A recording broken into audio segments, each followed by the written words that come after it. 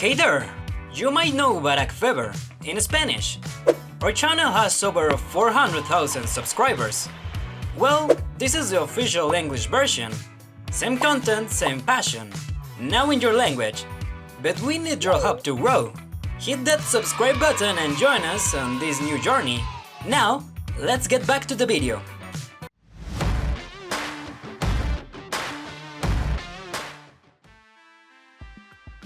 As we already saw in the first part of this video, in 2014, Manchester United tried to recover its lost prestige by sending 75 million euros on Angel Di Maria.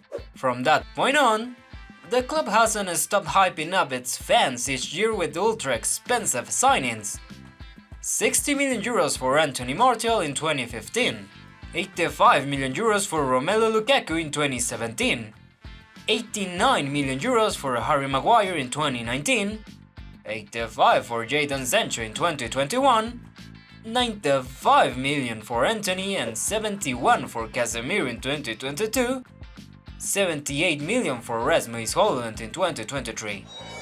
In short, since the last time they won the Premier League, Manchester United has spent 3.135 billion euros on 55 signings.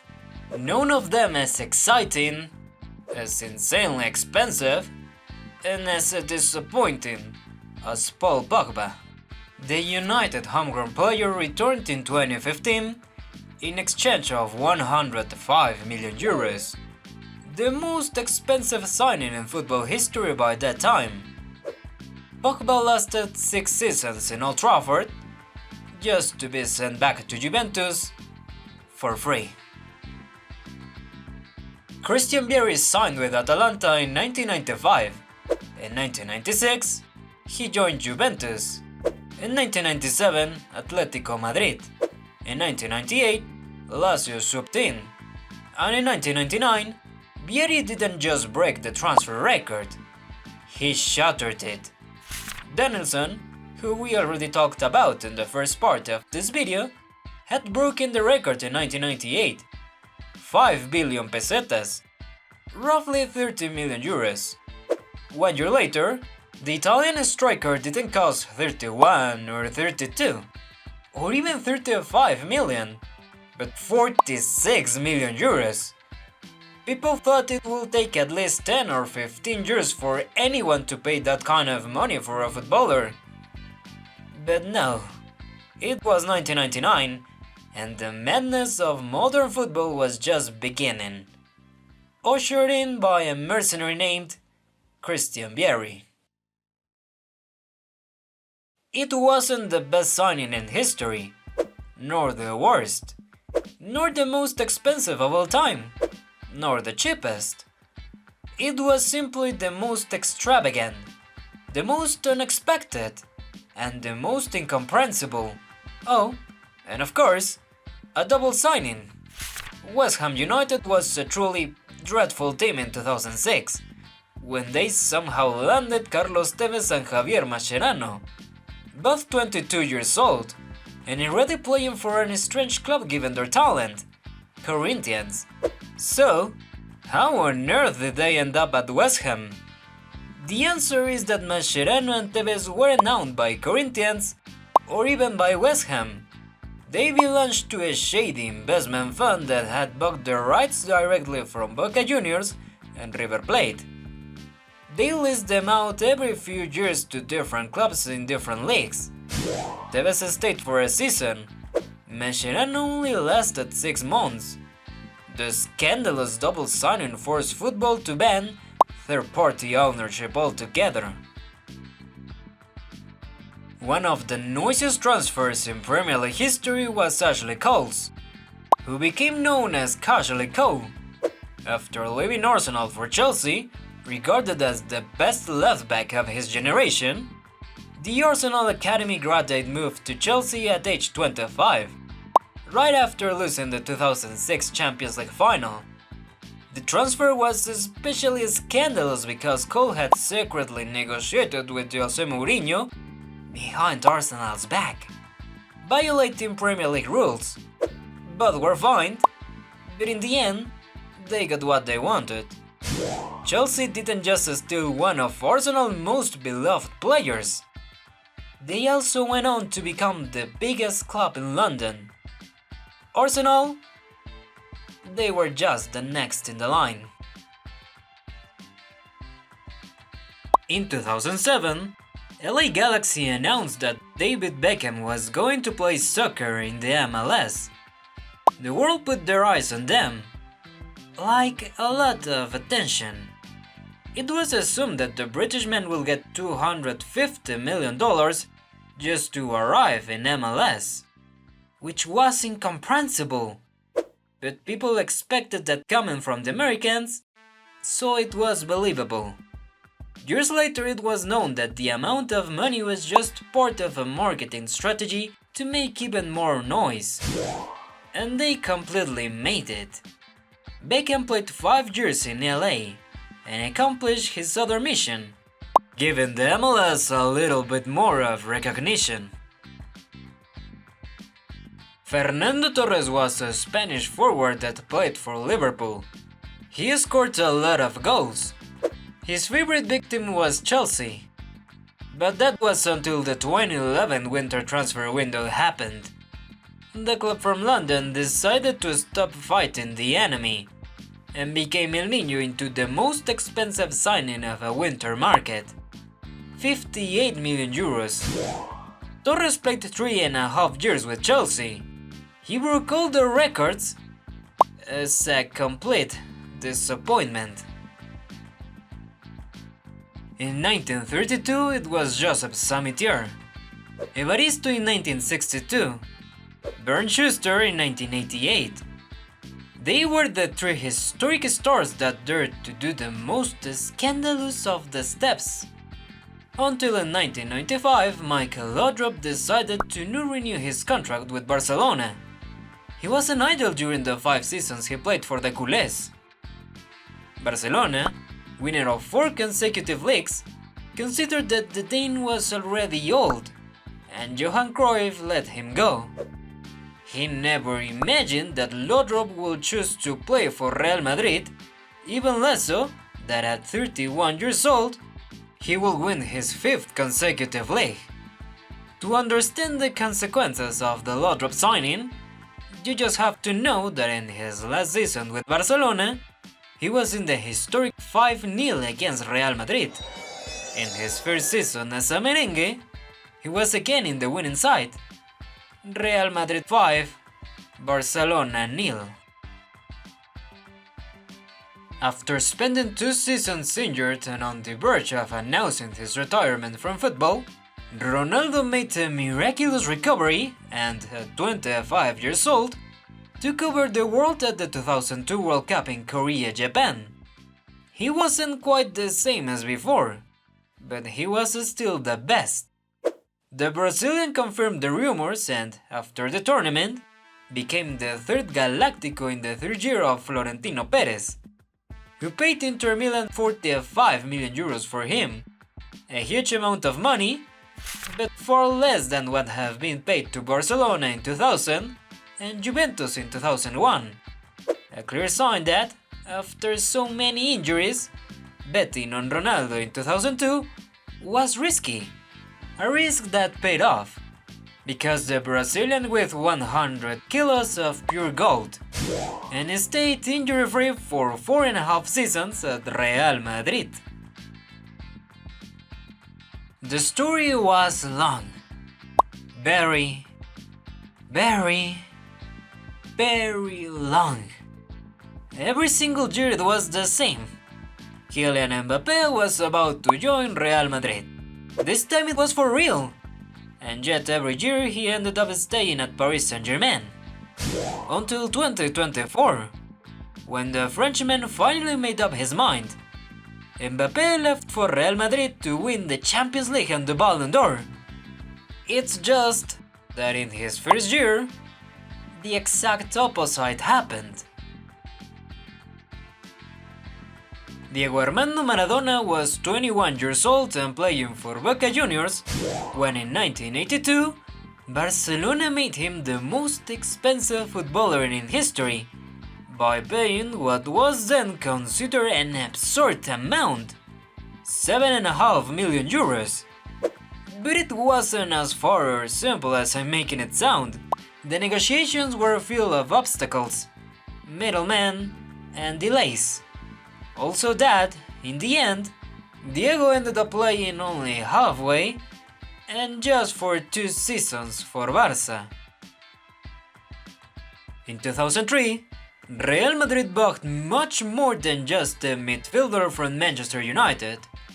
They signed the most popular and sexiest man on earth, David Beckham.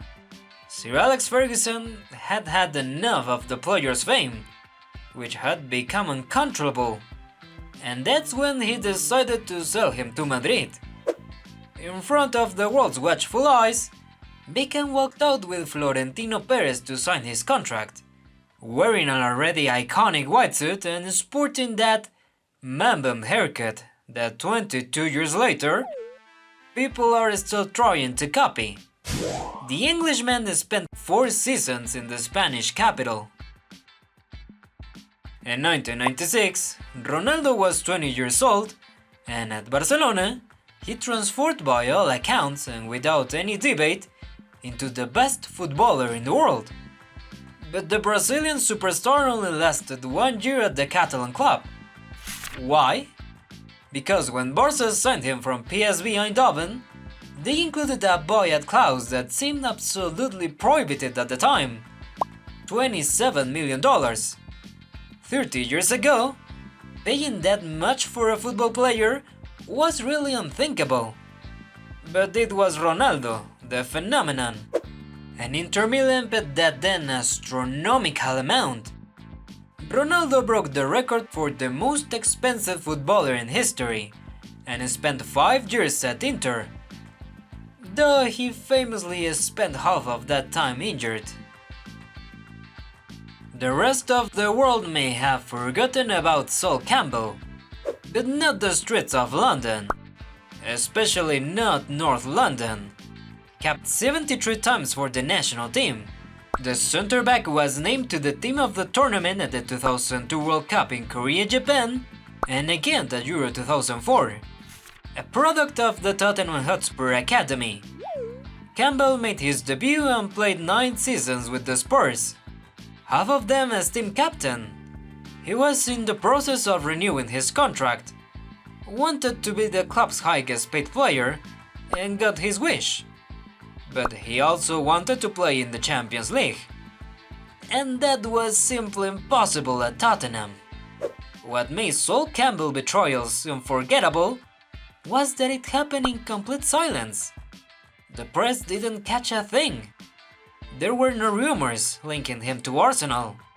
And then, out of completely nowhere, one summer day in 2001, Arsene Wenger, the manager of their fiercest rivals, suddenly announced the signing, and no one saw it coming. The worst part? The centre-back joined their bitter enemy on a free transfer, and Tottenham didn't get a single penny. The former Spurs captain went on to shine for 5 seasons in the best Arsenal team of the 21st century.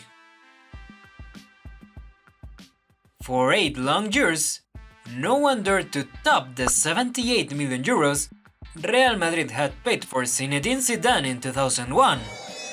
It had to be Florentino Perez himself, after spending 2.5 years away from the club, who returned to the presidency and, without overthinking it, dropped 94 million euros on Cristiano Ronaldo. The Portuguese superstar filled the Santiago Bernabeu in an iconic presentation. The only thing that surpassed the excitement his signing generated was the way he performed over the next 9 incomparable seasons. In 2012, signing a player of Zlatan Ibrahimovic caliber seemed completely out of reach for a club like Paris Saint-Germain. But it happened. In 2017, it seemed impossible that someone like Neymar will ever end up at PSG, and yet, it happened again. And in 2021, something truly unimaginable occurred. Barcelona either couldn't, didn't know how to, or simply didn't want to renew Lionel Messi's contract. And the biggest legend in football history left for the French league. It was so bizarre that even today we still wonder if it really happened, or if it was just a strange dream. But I think it did happen. Messi spent 2 underwhelming seasons at Paris Saint-Germain. His name in Hebrew is Judah ben Shimon. In Italian, it's Judah Iscariota. In Latin, Judas Iscariotes. In English, they simply call him Judas. In Spanish, we know him as Judas Iscariote. And in Portuguese, it's just Figo. The loudest signing of the 21st century happened right at the beginning of it. In the year 2000, when Figo briefly became the most expensive player in history by leaving Barcelona for Real Madrid. Figo didn't want more money, right? Of course not. What he wanted was to win the Champions League, an objective he achieved with his new team, where he ended up playing just as many seasons as he had with Barca. 5. In 1973, Johan Cruyff was more than the Ballon d'Or, more than a 3-time consecutive European champion with Ajax.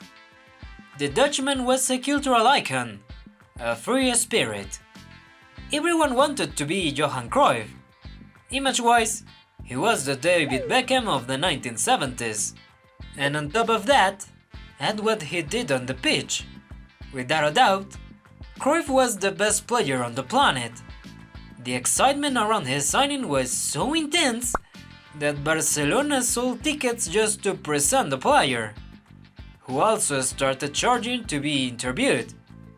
Barca paid what no club had ever paid for any footballer before: $2 million. Cruyff played 5 seasons with the club and won the only league title Barcelona managed to secure in a span of 25 years. Pelé spent his entire career at Santos. Well, almost his entire career, because in 1975 he switched teams. After 18 seasons in Brazil, Pelé moved to the United States. His debut was broadcast live in 30 different countries, something unthinkable 50 years ago. His salary, to convince him, was $1.5 million per year, 3 times more than O.J. Simpson, Kareem Abdul-Jabbar, Muhammad Ali, and other American sports legends were making. Pelé was 34 years old when he joined the New York Cosmos and played 3 seasons in the US League. Alfredo Di Stéfano's signing with Real Madrid was so incredibly controversial that even today, 70 years later, it's still the subject of first debate between Madridistas and Barcelona fans. The story, in a nutshell, goes like this. In 1953, Di Stéfano was 27 years old and playing for Millonarios in Colombia, outside of FIFA's jurisdiction. Barcelona entered negotiations with the people who were officially still the owners of his rights, River Plate. Madrid, meanwhile, negotiated directly with the Colombian club. The decision by the Spanish league was unbelievable. Di Stéfano will play odd-numbered years with Real Madrid and even-numbered years with FC Barcelona. Barca initially agreed, but in the end, they backed out and let him stay with Real Madrid, a mid-tier club back then, that from the moment Alfredo Di Stéfano arrived, became a total giant. There's no better story in the history of football than the transfer of Diego Armando Maradona to Napoli, a club drawing in debt, that had never won the Scudetto and had just finished a single point above relegation the season before. Somehow managed to buy the most expensive player in the world in 1984 and pay his salary thanks to a bank loan. Well, that's the official version.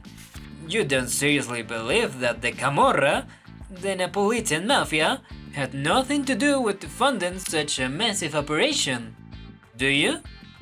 And if they did, well, maybe it's better not to ask. Let's just leave it there. What really matters is this. At 23 years old, Maradona, the best footballer on the planet, left Barcelona to sign with Napoli, a club where he will go on to play the best 7 years of his legendary career.